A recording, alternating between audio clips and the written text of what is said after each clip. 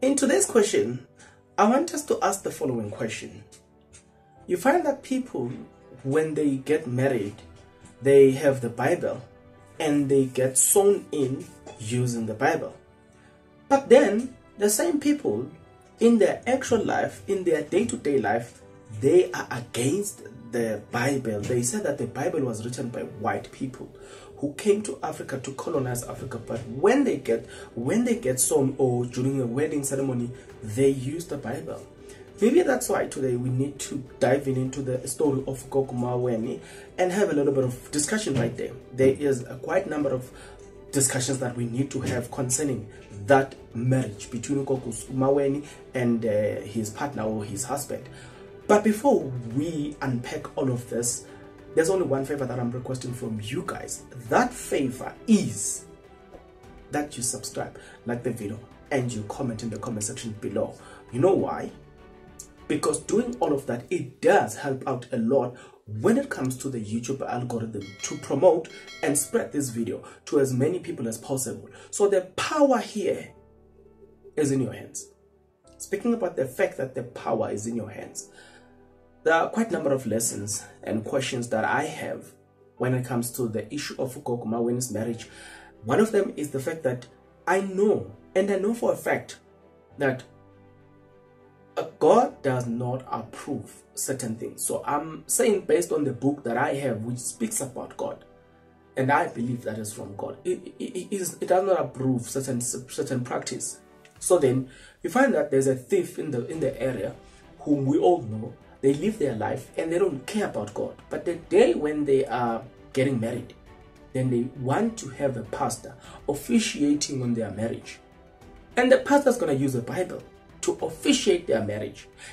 I don't know, because I've never seen a wedding or a marriage or wedding, yes, without a pastor. And that pastor will be carrying a Bible, and that pastor will read from the Bible, right? The same thing, man. A thief get killed. Guess who's going to bury that person? Who's going to officiate the funeral? It's not other thieves. Yes, they can participate, play a big role, but the person who's going to officiate that is still a pastor. But we're talking of a person here that does not believe or did not believe the Bible. But why, when they die, we then want a pastor? Well, I know you're saying, but how does that correlate with Gogo Maweni? Well, I'm going to show you where it correlates. But then, before I do that, can I just read what Gogo Maweni wrote? This is what Gogo Maweni said. So she wrote after people saying that it's going to end in tears. So then she took to, was it Instagram? She said the following. Everybody said it will end in tears. The tears have been there, but the end is never coming. I don't care what social media says Gogo's Koten. Okay, let me repeat those words. Everybody said it will end in tears. The tears has been there, but the end is never coming. I don't care what social media says. I like the phrasing of this whole word. Ne? Now she says, he's loving, he's caring. Now listen carefully here. This is where the problem starts here. I thank God with capital letter G, right, that he steps in when I am raising my sons. Look, he's very respectful. My husband will bend ever backward. My husband, he's very respectful. My husband will bend ever backward and forward, frontward, to make sure that I'm okay. As much as I will do that for him, I had to kiss frogs to find him. Now, this is where the problem is. I had to kiss frogs to find him. You first thank God, capital letter G, because if it was God, small letter g, then I understand. But if it's capital letter G, then you are referring to the Almighty. Now that's where the problem is, the mixture of God and the others. That's what the problem is, right? But we'll come back here and unpack what my controversy or my perplexity is not my controversy, but my perplexity when it comes to Gogo Maweni's marriage. Somehow it is God who's in charge. That's what we've been portrayed. But we're talking of a person that is led by ancestors. And then we're expecting this person to say to always talk about how the ancestors have been there for her to get a point. But then we hear God the Almighty.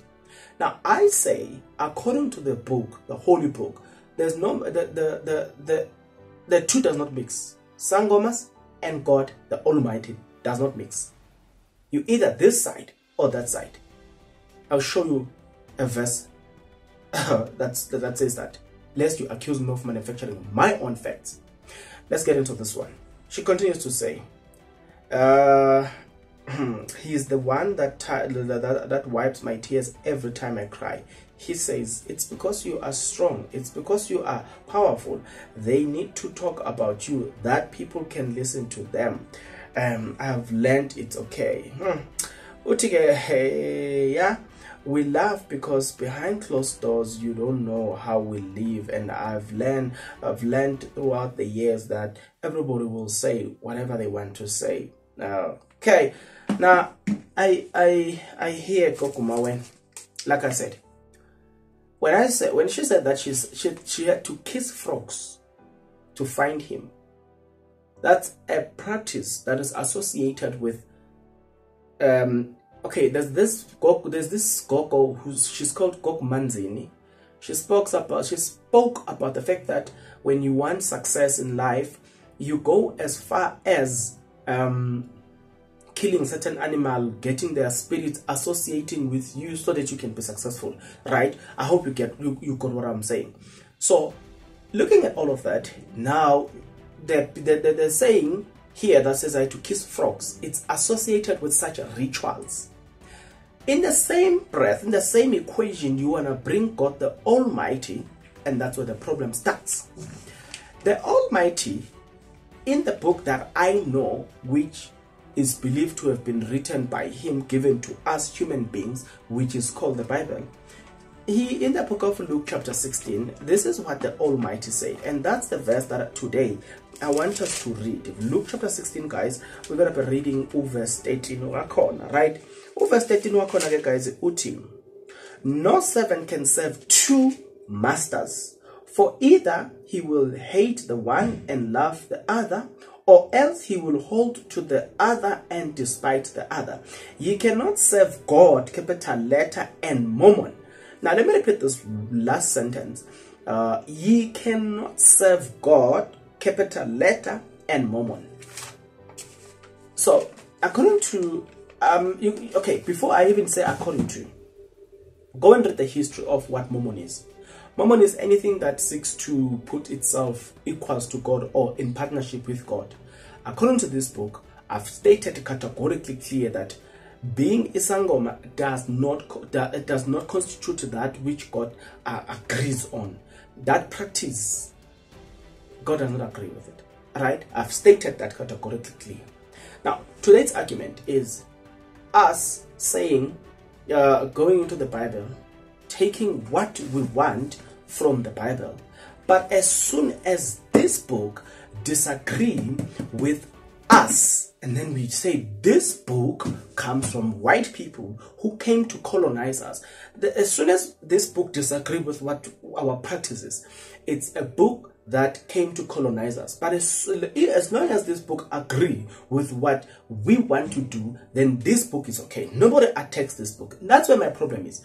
Why are we so hypocritical that when this book agree with what we want to do, this book is okay, but when it disagree with what we want to do, this book is a problem? This book came with colonizers. This book is not for Africans. Africans had their own ways of worshiping God. Before that, you know what I'm saying?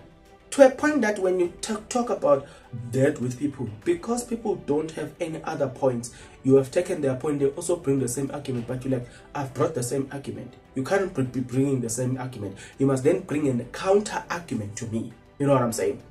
I'm telling you right now, in this video, if ever you were to find comments that differs with what I said, they would be talking about how this book came with colonizers. But nobody bring a counter argument. That's my point. Bring a counter argument. Why is God, the God of the Bible, okay as long as that God does not differ with what you want to practice? But this God of the Bible becomes a problem as soon as he differs with what you want to practice. Why? That's what I want to know today. Why is it okay? Why are you so comfortable to use the same God when you are getting buried, but you don't use the same God when... Guys, I'm having a very serious challenge here to understand. We bury a thief. That thief's funeral is officiated by a pastor using the same Bible.